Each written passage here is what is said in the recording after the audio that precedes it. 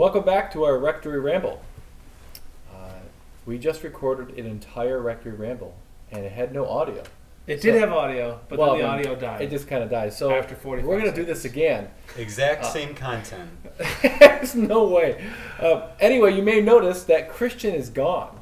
Christian has left us. So sad. It's sort of like that scene in Jurassic Park where the two kids are in the back of the truck and the guy leaves. I think he's the lawyer. Poor lawyer. They always get a rough treatment. And then the kid's like, he left us. He left us. That's how I feel about Christian right now. I'm okay with it.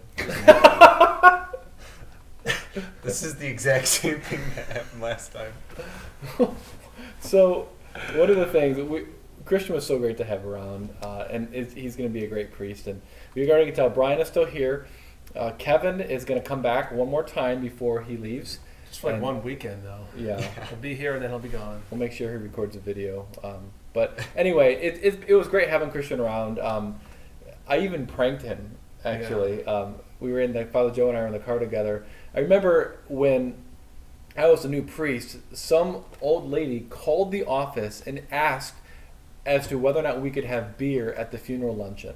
And she was asking, and I remember the secretary saying, "Have you ever heard of that before?" And I say, "Well, I've heard of people having alcohol, but calling the parish." So I pranked the secretary, pretending to be an old lady. And then one day, Christian was at Old St. Pat's, and he was actually the secretary. Yeah, he was answering filling in or yeah, something. He was working. So I said, "Hello, this is Lucy. Can I have beer at my so and so's?" Yeah, I still feel bad about that. The phone was on speaker, and so I could hear. And he was like being so kind and so patient. But by the end, he kind of could tell something was up because he started to like get really quiet. So we asked him, "Did you? How was work today?" He said he knew it was us. I don't know if I believe him, but either way. It was his own fault because he announced that. He's like, "Yeah, I get to be in the office today. So and so, the receptionist is out." It's like you're just asking. Have you ever thought that maybe you got pranked when you received that phone call back in Jackson? No, I didn't receive it. The secretary did. Oh, okay. So I had a better, old person voice back then. It's getting a little worse right now. But anyway, so one of the questions that came in was, what about parking lots? When are the parking lots going to be paved? Especially this one on the other side of the church on the Grand River.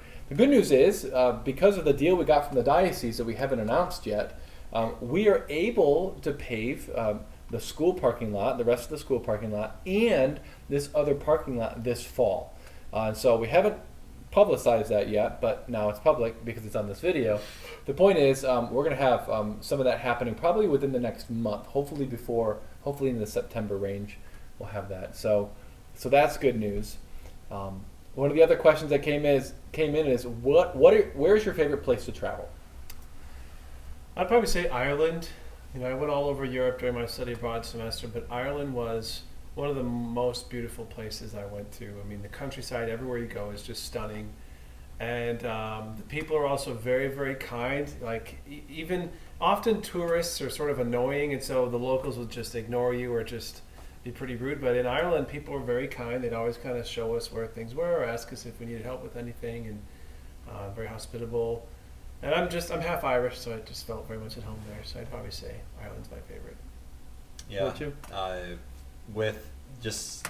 I like going home. Most of my years spent elsewhere, so I'm in Minnesota for school, or I'm in Brighton for summer maintenance job or whatever. So going home is always a really good time. Yeah, the best place that I like to go. My favorite place is going to bed, especially after a long day. No.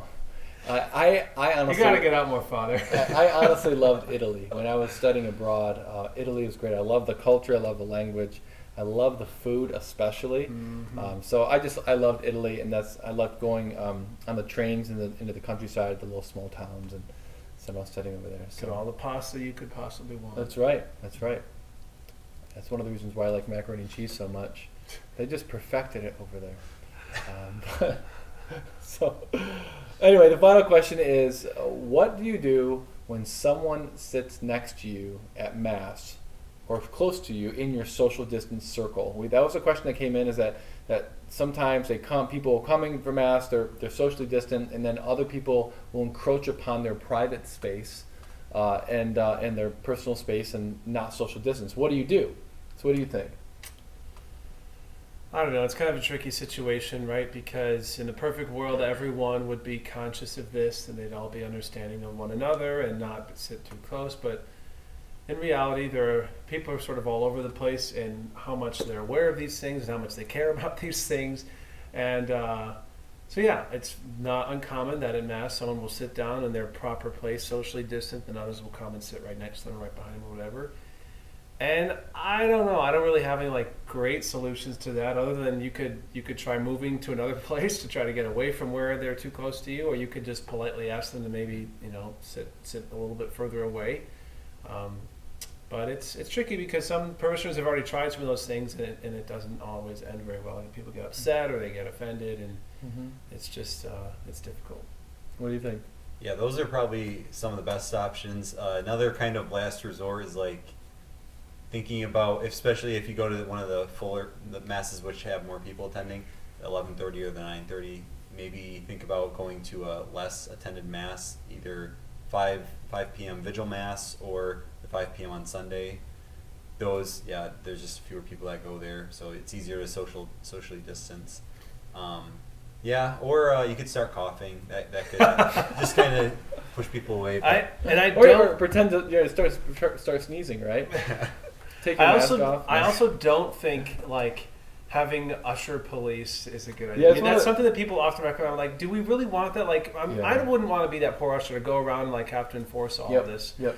And it's also kind of like whoever that usher is. A lot of our ushers are kind of older. They're sort of the part of the population that really shouldn't be around people too much. So I don't want to ask them to do that, and so I don't think that's a viable option either. Yeah, you have some pretty good ideas. You were telling us about them. Yeah, I mean, like Carrie, the last time we recorded this, we had all sorts of other ideas, or some of them were actually funnier. But just to reiterate real quickly before that, like we very, very clearly are not the police. Yeah. We know that we know that people are very, very sensitive about these topics, very sensitive on both sides of the issues, and we hear it all the time. But talking to my brother priests in different parishes and talking to other priests in terms of what's going on there, how people are reacting to this, I'm very proud of our parish. We have so much compliance. We have so many people that are making sacrifices so that people feel comfortable. We're actually doing quite well comparatively. So I'm very, very proud of how people are handling it. But my suggestion is, it was along that line of, like, when someone's coming into your space, tell Father and he will fix everything. No, that's joking. Like, we really don't know what to do. I mean, we don't want people to be enforcing it, and we did have a circumstance where someone did not take it well at all, and then we've had other people really just being really uncomfortable with the whole thing. It's just maybe give them the evil eye or something like that when they're coming on your space. I think people should come with their own set of stilts, so you can be 6 feet above everyone, and then no one can get too close to you. Anyway, the point is that we're trying to do our best. We're encouraging all the parishioners to be mindful of others, and we know that's not going to be perfect, but I'm very proud of how we're doing it right now.